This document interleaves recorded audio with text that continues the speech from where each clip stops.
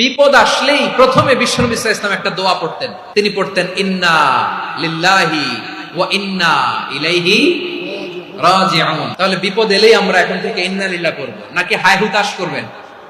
একদল আছে হায় হুতাশ করে, হায় আল্লাহ রে মোর কি হইল রে, মই কি হরমু রে, মই কমবে যামু রে, এরকম বিলাপ করতে নিষেধ করেছেন বিশ্বনবী।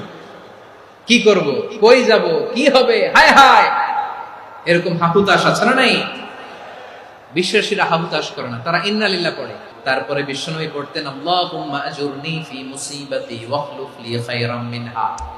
একসাথে প্রথমে পড়তেন ইন্না লিল্লাহি ওয়া ইন্না ইলাইহি রাজিউন, তারপর পড়তেন আল্লাহুম্মা আজুরনি ফি মুসিবাতি ওয়াখলুফ লি খায়রাম মিনহা, মানে আল্লাহ এই যে আমি বিপদে ধৈর্য ধারণ করলাম এটার সব তুমি আমারে দাও, আর যেটা হারালাম এর চেয়ে ভালো কিছু দিয়ে মেকআপ করে দিও, ভালো কিছু দিয়ে বদল করে দিও। সুবহানাল্লাহ পড়েন।